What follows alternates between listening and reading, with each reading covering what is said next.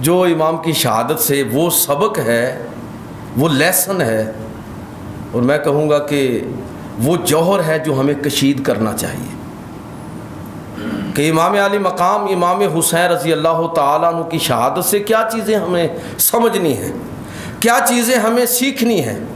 کہ امام نے عملی طور پر ہمیں یہ بتا دیا کربلا کے میدان کے اندر کہ اپنے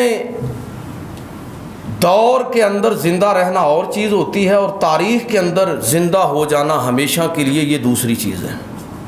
اپنے دور کے اندر زندہ رہنا بڑا آسان ہے، جس طرح کا ماحول ہے اسی طرح آپ چل پڑیے.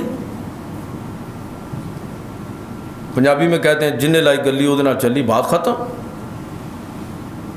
لیکن باد مخالف کے سامنے کھڑا ہونا، باطل کے سامنے ڈٹ جانا، حق کو حق سمجھنا اور حق کی گواہی کے لیے کھڑا ہونا، یہ اپنے دور میں تو مشکلات ہو سکتی ہیں، لیکن یہی وہ شخص ہوتا ہے جو تاریخ کے اندر امر ہو جاتا ہے. اگر آپ نے دیکھنا ہو تو خود کربلا کے میدان کے اندر دیکھ لیں کہ ابن حر کو کوئی جانتا بھی نہیں تھا.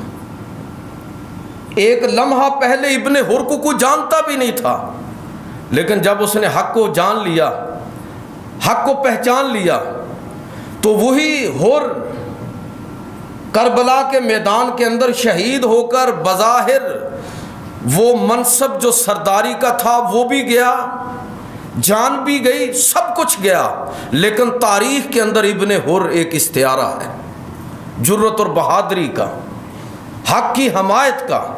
تو تاریخ میں زندہ رہنا یہ اس کے تقاضے اور ہیں. اپنے دور کے اندر زندہ رہنا بڑا آسان ہے، لیکن تاریخ میں امر وہی لوگ ہوتے ہیں جو حق کے ساتھ کھڑے ہوتے ہیں اور اس چیز کی پرواہ نہیں کرتے کہ اس کے نتائج کیا نکلتے ہیں. برطرز اندیشہ ہے سود و ضیاع ہے زندگی، کبھی جاں اور کبھی تسلیم جاں ہے زندگی.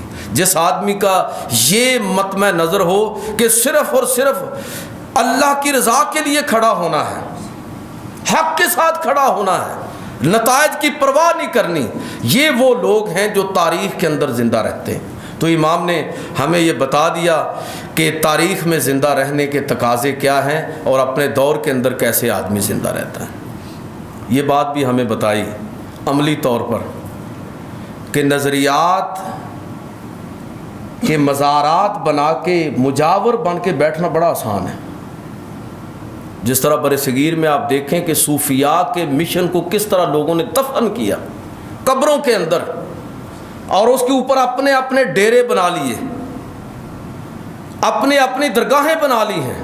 سب کی بات نہیں کر رہا الا ماشاء اللہ، بہت سارے لوگ ایسے ہیں جو صحیح معنوں میں اس مشن پر ہیں، لیکن موسٹلی دیکھ لیجئے کہ کیا ہو رہا ہے کہ صوفیاء کا مشن بھول گئے لوگ.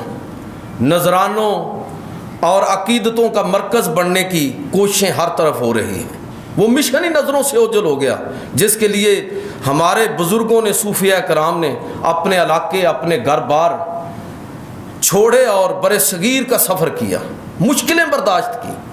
امام علی مقام امام حسین رضی اللہ تعالیٰ عنہ نے یہ سبق دیا کہ نبی کریم صلی اللہ علیہ وسلم کے آستانے سے بڑا آستانہ کوئی نہیں ہے دنیا کے اندر، سب سے بڑا دربار ہے، اور امام حسین سے بڑھ کر کوئی ایسے حسب نسب والا سجادہ نشین بھی کوئی نہیں ہے.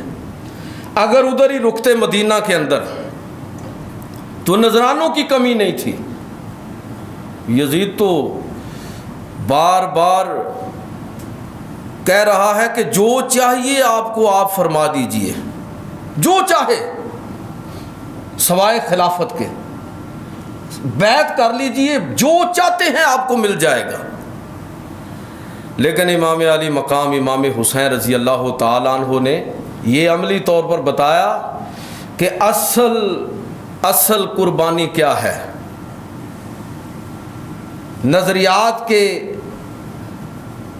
قبرستان پر مجاور بن کر بیٹھنا یہ عظمت نہیں ہے. بقول اقبال کے کہ نکل کر خانقاہوں سے ادا کر رسم شبیری، کہ فقر خانقاہی ہے فقط اندوہ دل گیری.